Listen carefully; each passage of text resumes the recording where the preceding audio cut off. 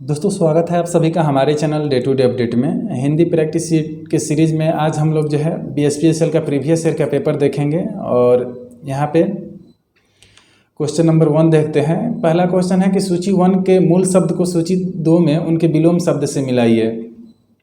यहाँ पे जो करेक्ट आंसर होगा ऑप्शन नंबर ए होगा। ये ऋजु का वक्र होता है, घातक का रक्षक होता है, तटस्थ का पक्षधर होता है, सार का पलवन होता है। ये सिंपल ही दे दिया गया है, ऑलरेडी मिलान किया हुआ है, लेकिन ऑप्शन के हिसाब से करेक्ट आंसर ए होगा। ओके, क्वेश्चन नंबर जो पहला का एक्सप्लेनेशन है यहाँ पे देख सकते हैं। ऋजु मतलब होता है सीधा, इसका जो उल्टा हो जाएगा वक्र हो जाएगा मतलब टेढ़ा। ऋजु शब्द और वक्र शब्द का यहाँ पे जो है देख सकते हैं। ऋजु यह शब्द उस चीज़ को दर्शाता है जो सीधी हो, जिसमें कोई मोड़ या घुमाव ना हो। टेढ़ा मतलब वह शब्द उस चीज़ को दर्शाता है जो टेढ़ी हो, जिसमें मोड़ या घुमाव हो। घातक मतलब जानलेवा और रक्षक मतलब जो सुरक्षाकर्मी हो, तो घातक का जो उल्टा है वो रक्षक हो जाएगा। और घातक और रक्षक के बारे में ऑलरेडी आपको पता होगा। तटस्थ और निष्पक्ष मतलब समझ लीजिए। यहाँ पे तटस्थ मतलब होता है निष्पक्ष और पक्षधर मतलब होता है समर्थक। तटस्थ वह शब्द उस व्यक्ति या स्थिति को दर्शाता है जो किसी पक्ष का समर्थन नहीं करता है, निष्पक्ष और निर्लिप्त होता है। पक्षधर मतलब समर्थक, यह शब्द उस व्यक्ति या स्थिति को दर्शाता है जो किसी विशेष पक्ष का समर्थन करता है या फिर पक्षपाती होता है। और यहाँ पे जो अगला ऑप्शन है सार, इसका मतलब होता है सारांश। पलवन इसका मतलब होता है विस्तार। जो सार या सारांश है, यह शब्द किसी चीज़ का निचोड़ या फिर मुख्य भाव को दर्शाता है जो संक्षिप्त और महत्वपूर्ण होता है। वहीं पलवन जो विस्तार शब्द है, यह शब्द किसी चीज़ के विस्तृत और फैलाव को दर्शाता है, जिसमें विस्तार और विकास होता है। क्वेश्चन नंबर 2 है कि कोष्टक में दिए गए अर्थ के आधार पर सही लोकोक्ति का चयन कर रिक्त स्थान की पूर्ति कीजिए। क्या है यहाँ पे सेंटेंस? रमन का पर्स जेब से गिरते गिरते बच गया तो रास्ते में उसे डाकुओं ने घेर लिया। इसे कहते हैं एक मुसीबत से छूटकर दूसरी मुसीबत में फंस जाना। जो एक मुसीबत से छूटकर दूसरी मुसीबत में फंस जाना, इसके लिए उपयुक्त जो है मुहावरा यहाँ पे जो लोकोक्ति है कौन सा यहाँ पे यूज होगा? यहाँ पे जो करेक्ट आंसर होगा ऑप्शन नंबर बी होगा। आसमान से गिरा और खजूर पे अटका, इसका करेक्ट आंसर होगा। एक मुसीबत से छूटकर दूसरी में फंस जाना, यही यहाँ पे इसको ये अच्छे ढंग से ये जो लोकोक्ति है ये व्यक्त करता है। बी करेक्ट होगा। क्वेश्चन नंबर 3 है कि क्या कौन सा सर्वनाम है? तो जो क्या है वो प्रश्नवाचक सर्वनाम है। ऑप्शन नंबर ए करेक्ट होगा। प्रश्नवाचक सर्वनाम उन सर्वनामों को कहते हैं जो प्रश्न पूछने के लिए प्रयोग किए जाते हैं, जैसे क्या, कौन, कब, कहाँ, क्यों, कैसे इत्यादि। ये सर्वनाम किसी वस्तु, व्यक्ति या स्थिति के बारे में जानकारी प्राप्त करने के लिए उपयोग किए जाते हैं। उदाहरण के लिए, क्या तुमने खाना खा लिया? यहाँ क्या जो है एक प्रश्नवाचक सर्वनाम है। जो अगला ऑप्शन में है संबंधवाचक सर्वनाम। संबंधवाचक सर्वनाम वे सर्वनाम होते हैं जो किसी अन्य संज्ञा या सर्वनाम से संबंध स्थापित करने के लिए उपयोग किए जाते हैं। यह मुख्यतः 2 वाक्यों को जोड़ते हैं और पिछली बात को स्पष्ट करने के लिए उपयोग किए जाते हैं। उदाहरण के रूप में देख लीजिए, यह वही लड़का है जो पहले स्थान पर आया था। यहाँ जो है संबंधवाचक सर्वनाम है। यहाँ पे ये वही लड़का है, ये पहला सेंटेंस हो गया और यहाँ पे दूसरा सेंटेंस स्टार्ट हो रहा है। तो यहाँ पे देखिए जो शब्द को यूज किया गया है दोनों सेंटेंस को जोड़ने के लिए, संबंधवाचक सर्वनाम है। नेक्स्ट है यहाँ पे निजवाचक सर्वनाम। वे सर्वनाम होते हैं जो क्रिया के कर्ता और कर्म को एक ही व्यक्ति या वस्तु बताते हैं। इनका प्रयोग स्वयं पर ही होता है। उदाहरण, मैंने खुद को देखा। यहाँ खुद जो है एक निजवाचक सर्वनाम का उदाहरण है। पुरुषवाचक सर्वनाम देख लीजिए। वे सर्वनाम होते हैं जो व्यक्ति या वस्तु का सीधा उल्लेख करते हैं। ये सर्वनाम किसी विशेष व्यक्ति, वस्तु, स्थान का बोध कराते हैं और तीनों पुरुषों प्रथम, द्वितीय और तृतीय में विभाजित होते हैं। प्रथम पुरुष में आते हैं मैं और हम। द्वितीय पुरुष का एग्जाम्पल है तू, तुम और आप। तृतीय पुरुष में वह, वे, यह, ये। उदाहरण के रूप में वह स्कूल गया। यहाँ वह एक पुरुषवाचक सर्वनाम है। क्वेश्चन नंबर 4 है कि रिक्त स्थान की पूर्ति कीजिए। मेरी नाक क्या है? ऑप्शन नंबर ए में है बड़ा, लंबा, छोटा या फिर छोटी। जो इसका करेक्ट आंसर होगा, जो सही इसके लिए विशेषण है वो यूज कीजिएगा छोटी। मेरी नाक छोटी है। नाक जो है स्त्रीलिंग शब्द है, उसके साथ में स्त्रीलिंग आएगा, इसलिए करेक्ट आंसर डी होगा छोटी। वाक्य पूरा होने पर होगा मेरी नाक छोटी है। यह नाक शब्द स्त्रीलिंग है, इसलिए छोटी का प्रयोग सही है। नेक्स्ट क्वेश्चन है कि इनमें से कौन सा पक्षी शब्द का पर्यायवाची नहीं है। यहाँ पे देखिए, जो खेचर, शकुंत और विहग जो है ये पक्षी का पर्यायवाची है, पक्षी का मतलब होता है ये सभी भी। खेचर, शकुंत और विहग जो वल्ली है ये पक्षी का पर्यायवाची नहीं है, इसीलिए करेक्ट आंसर ए होगा, ऑप्शन नंबर ए वल्ली। वल्ली मतलब जो होता है लता या बेल के लिए प्रयोग किया जाता है, जो एक प्रकार की पौधा होती है, यह पक्षी का पर्यायवाची नहीं है। खेचर का है, इसका अर्थ आकाश में विचरण करता है, जो विचरण करता है वो होता है, और यह पक्षी के लिए एक पर्यायवाची शब्द है। वैसे ही शकुंत और विहग भी पर्यायवाची शब्द है पक्षी का। निम्नलिखित शब्दों के क्रमशः सही पर्यायवाची होंगे। जो क्वेश्चन नंबर 6 है इसमें बताया गया है कि शेर, हाथी और जो दुख है इसका सही पर्यायवाची क्या होगा। जो इसका करेक्ट आंसर होगा ऑप्शन नंबर सी होगा। शेर का जो पर्यायवाची है वो शार्दुल होता है, कुंजर जो है हाथी का पर्यायवाची है, और संताप जो है दुख का पर्यायवाची है। तो करेक्ट आंसर सी होगा शार्दुल, कुंजर और संताप। ये सभी क्वेश्चन आप गौर कीजिएगा, यहाँ पे हमने मेंशन कर दिया है। इसमें assistant operator, switch board operator, junior lineman और टेक्नीशियन ग्रेड में यहाँ पे पूछा गया था। बैच 1 का पेपर है 4 नवंबर 2018 का, 4 नवंबर 2018 का। और भी चीज़ें हमने इसमें शामिल किया है। इससे पहले एक पेपर जो है शायद जो जेई का एग्ज़ाम हुआ था उससे रिलेटेड था, 5 क्वेश्चन। ये सभी ये बीएसपीएल जेई इलेक्ट्रिकल का एग्ज़ाम हुआ था 31 जनवरी 2019 बैच 2 का। ओके, यहाँ पे देख लेते हैं इसका एक्सप्लेनेशन। शेर का पर्यायवाची यहाँ पे होता है सिंह और शार्दुल। हाथी का होता है, देख लीजिएगा 2-3 पर्यायवाची याद कर लीजिएगा। हाथी का गज, कुंजर और मतंग होता है। दुख का पर्यायवाची विपत्ति, संताप जो कि ऑप्शन में संताप था, और वेदना। विपत्ति, संताप और वेदना दुख का पर्यायवाची है। अन्य जो विकल्प है वनराज, गजर और पखेरी, यहाँ पखेरु पक्षी का पर्यायवाची है। ओके, सिंह, हस्ती और विपत्ति, यहाँ पे विकल्प काफ़ी करीब है, लेकिन हाथी के लिए हस्ती का प्रयोग अधिक सामान्य नहीं है, तो इसलिए ये गलत है। मतंग, गज और वेदना, यहाँ मतंग भी हाथी का पर्यायवाची है, लेकिन शेर के लिए मतंग का प्रयोग उचित नहीं है। तो ये सभी इसका एक्सप्लेनेशन रहा। 7 तो क्वेश्चन नंबर यहाँ पे 7 है, मुहावरे का सही अर्थ से मिलान कीजिए। यहाँ पे देखिए ये सभी ये प्रश्न है और ये विकल्प है ऑप्शन, और यहाँ पे ऑप्शन हमने देना भूल गया है, सॉरी मैं ऑप्शन देना भूल गया हूँ यहाँ पे। और इन सब का यहाँ पे सही आंसर दिया गया है। आंखें पथरा जाना, इसका मतलब होता है राह देखते थक जाना। कांटे बिछाना मुहावरा का सही अर्थ होगा बाधा डालना, और उल्टी गंगा बहाना का जो सही अर्थ होगा नियम विरुद्ध कार्य करना, और कलई खोलना का अर्थ होता है मुहावरे का रहस्य का पता चल जाना। नेक्स्ट क्वेश्चन है क्वेश्चन नंबर 8 है कि हम और तुम श्याम को अवश्य जाना है। जो ये सेंटेंस है हम और तुम और श्याम को अवश्य जाना है, उक्त वाक्य में कौन सा भाग गलत है। जो इसमें गलत भाग है वो हो जाएगा ऑप्शन नंबर सी, हम और तुम जो यहाँ पे यूज किया गया है वो गलत है। क्यों गलत है? यहाँ पे मुझे, तुम्हें और श्याम को अवश्य जाना है, ये पूरा सेंटेंस होगा, तो मुझे और तुम्हें ज़्यादा यहाँ पे उपयुक्त होता, इसीलिए हम और तुम यहाँ पे गलत है। यहाँ पे एडिशनल इन्फॉर्मेशन है, वाक्य की अशुद्धियाँ कई प्रकार की होती है। इस वाक्य में सर्वनाम के संबंधी अशुद्धि है, सर्वनाम संबंधी अशुद्धि है हम और तुम, और वह सर्वनाम है जो किसी वाक्य में एक निश्चित क्रम में उपयुक्त किए जाते हैं।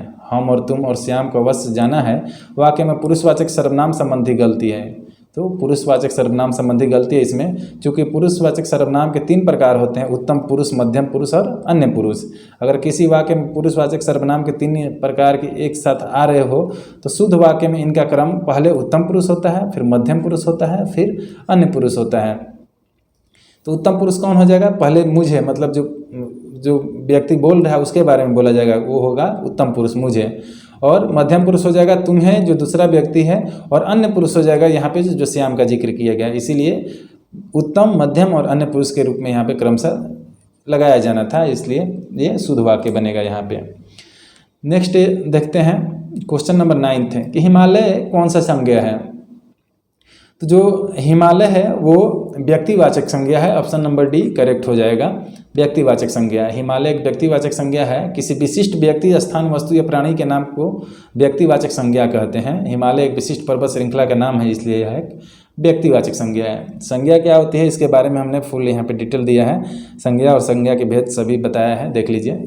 संज्ञा शब्द किसी व्यक्ति, वस्तु, स्थान, भाव, गुण आदि के नाम को कहते हैं और यह शब्द वाक्य में संज्ञा के रूप में उपयुक्त होते हैं। संज्ञा के भेद है मुख्यतः 5 भेद में 5 भेद होता है संज्ञा का। पहला है यहाँ पे व्यक्तिवाचक संज्ञा। किसी विशिष्ट व्यक्ति, स्थान, वस्तु या प्राणी के नाम को व्यक्तिवाचक संज्ञा कहते हैं, जैसे कि राम, दिल्ली, ताजमहल और गंगा। इसमें पर्वत भी शामिल था, ये व्यक्तिवाचक संज्ञा में। सॉरी, हिमालय पूछा गया था क्वेश्चन में, डी होगा इसका। वैसे ही यहाँ पे जो जातिवाचक संज्ञा है, किसी जाति, वर्ग या समूह के सामान्य नाम को जातिवाचक संज्ञा कहते हैं। उदाहरण के रूप में आदमी, पक्षी, पेड़ और शहर, जो एक अपने तरह की जाति का वर्णन करता है। जाति आदमी मतलब हर तरह का आदमी उसमें आ जाएगा, पक्षी मतलब बहुत तरह के पक्षी आ जाएंगे, पेड़ मतलब बहुत कई प्रकार के पेड़ आ जाएंगे, शहर मतलब कई शहर आ जाएंगे, इसलिए जातिवाचक संज्ञा इनको बोलते हैं। अगला है यहाँ पे भाववाचक संज्ञा। किसी भाव, गुण, अवस्था या स्थिति के नाम को भाववाचक संज्ञा कहते हैं। उदाहरण के रूप में इसमें मिठास, बुद्धिमानी, लालच और खुशी हो जाएगा।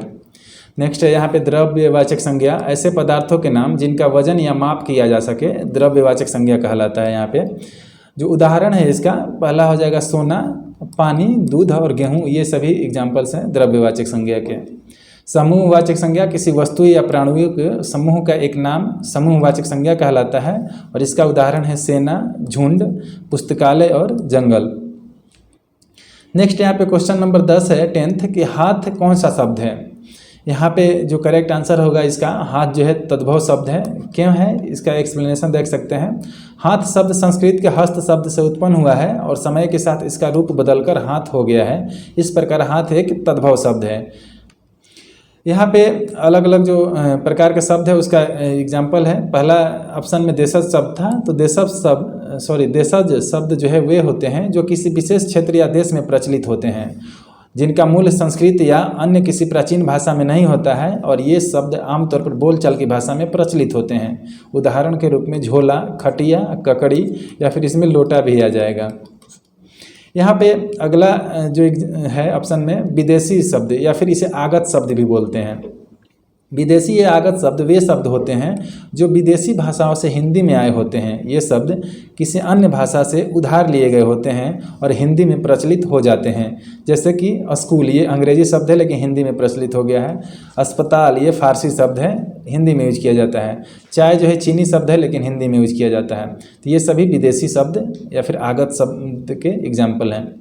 नेक्स्ट यहाँ पे तद्भव है, तत्सम शब्द है। तत्सम शब्द वे शब्द होते हैं जो संस्कृत भाषा से बिना किसी परिवर्तन के सीधे हिंदी में लाए गए होते हैं। इन शब्दों का रूप और अर्थ संस्कृत में जैसा होता है वैसे ही हिंदी में भी होता है। मतलब संस्कृत शब्द को सीधे जो है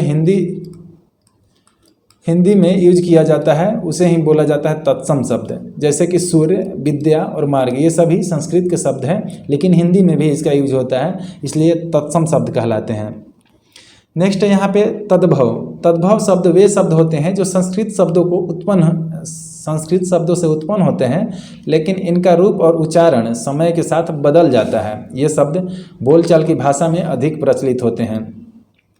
उदाहरण के रूप में संस्कृत में यहाँ पे जो संस्कृत में इसका मतलब होता है हस्त, हाथ का, और हिंदी में इसका हाथ होता है। संस्कृत में जो 9 शब्द है उसको नया बोला जाता है हिंदी में।